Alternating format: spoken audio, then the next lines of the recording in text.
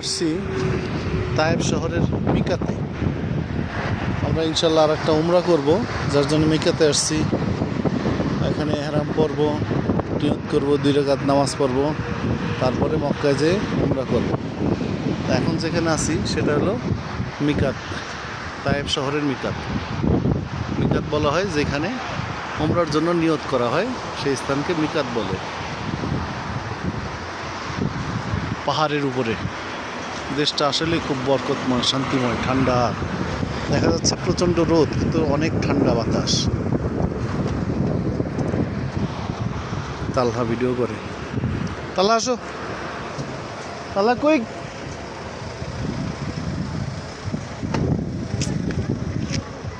ওই যে আমাদের মুআল্লিম সব হাজিদেরকে ব্রিফিং দিতেছে, কোন বিষয়ে ব্রিফিং দেয়।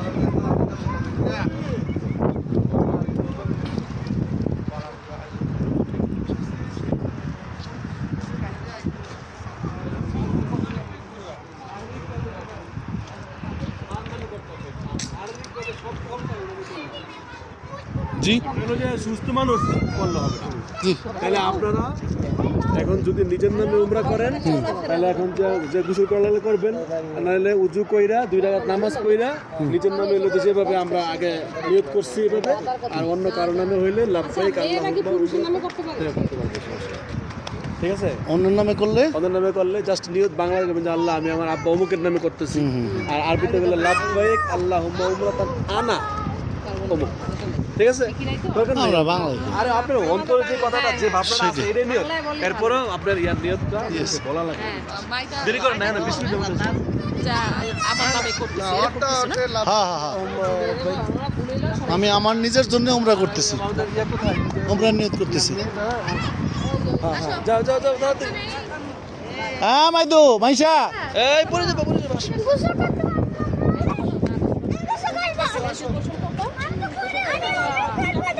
পরে গোসলখানা ঢুকলে তো আধা ঘন্টা লাগাবে।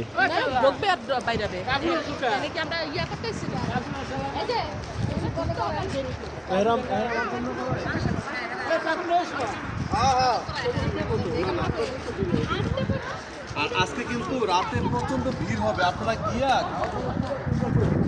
কারণ জুমার দিন তো। ও, আবার ভিড়ে করতে পারলে কিন্তু জুমার দিনে হজ করলেন, এটাও একটা ব্যাপার আছে, কিন্তু দরকার নাই। হ্যাঁ দরকার নাই।